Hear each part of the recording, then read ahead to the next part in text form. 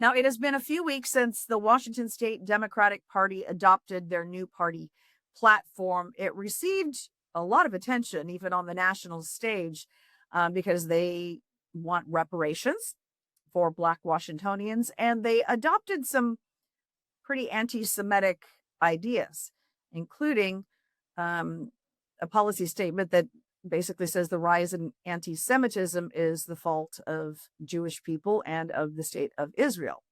It did not go over well, as you can imagine, with some Washington Democrats, especially members of the Jewish Caucus, who felt blindsided by the platform. So this morning, I had a chance to interview Democratic Party chair for the state of Washington, Shasti Conrad, about their controversial platform. And we initially discussed the sort of anti-Semitic platform ideals. I certainly, never want to, never want any members of our community to feel like anything that's in our platform is something that causes them harm or pain or anything like that. So certainly take the concern seriously. What I will say is that, issues related to, to Gaza, to the Middle East and whatnot, still are very pertinent to our community. Democrats are still feeling quite passionate on, sort of multiple sides related to the issue. We did on our side everything that we could to, try to include our Jewish caucus members, to, include the perspectives of Jewish community members in making sure that we had a platform that, didn't harm them. There was some of this language did get through, but truly it was driven by our delegates. We had nearly 1,000 people from every part of the state that came together to write the platform, to discuss the platform, and then to pass it. And it passed basically unanimously. So I think what it says is that the target really was on Netanyahu's government.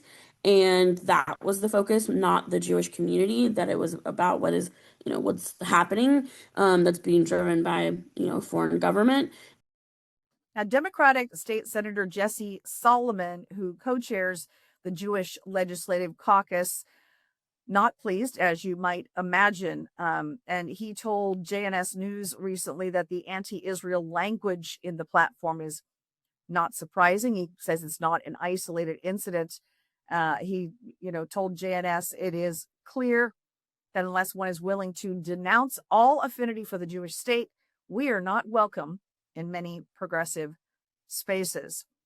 He said no other identity group is subjected, to something like that. So lots more to come on that, I'm sure.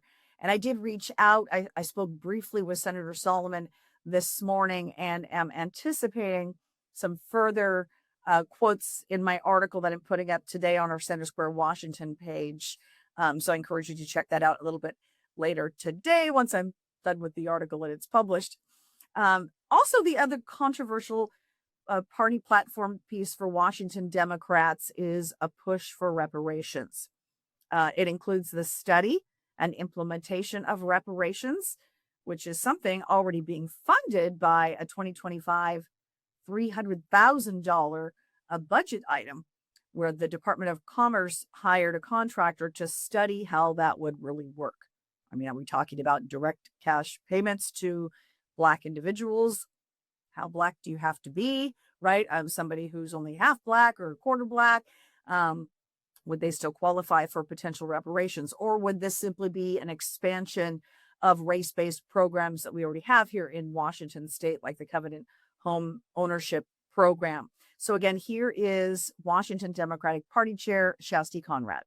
We're proud that it appears to be that we're the first state in the country to take up making sure that reparations was a part of our platform. It was very much driven by our Black caucus and members of the diversity, Democrats for Diversity and Inclusion group, and Jesse Weinberry and whatnot, like a lot of our activists who really fought to make sure that this was recognized in our platform. And so, I feel like all credit goes to them. And again, passed unanimously, no issues at all from our delegates, because I think that folks recognize that, justice, needs to be served, and we need to address the long-term effects of slavery in this country, and we need to make sure that we're doing everything we can to uplift, the descendants of, of the African American community here, not just in Washington State, but in the entire country. And probably no surprise that Washington's Republican Party chairman, Jim Walsh, has some sharp words of criticism for the party platform that Democrats have adopted. He calls it radically progressive. So here is Representative Jim Walsh of Aberdeen reacting to the direction of Washington State's Democrats. The Washington Democrats are in desperate trouble. They've been hijacked by radical, irrational leftists. I mean, there's no other way to say it. They're communists, they're collectivists, and they're pushing a Vladimir Lenin, Joseph Stalin, Pol Pot, Saul Alinsky agenda. They use words like reparations. They don't even know what that means. And it's one of the ironies that they demand reparations to people, but at the same time, they want to open the borders to open immigration. It is inherently and internally inconsistent. And there were sections of the platform that are blatantly anti-Semitic, blaming Israel for the violence in the Middle East, saying they brought it on themselves, that they were attacked by terrorists. It's crazy stuff, and it's a testament to how that party has been commandeered by the communists. So again, I encourage you to check out the Center Square Washington for an article with a lot further deeper dive into this important issue, something that we're going to continue to talk about. And again, I hope to have those further comments from Senator Solomon. His perspective and co-chairing the Jewish Caucus for the Democrats is a voice that is important to elevate in this conversation. So that's a wrap on today's episode of Washington in Focus Daily. Really appreciate you watching. Always appreciate your comments as well. We do read those. I know we don't get a chance to always respond to all of those, but we read them and those matter to us, and we appreciate your support and your viewership. Hope to see you again on Friday.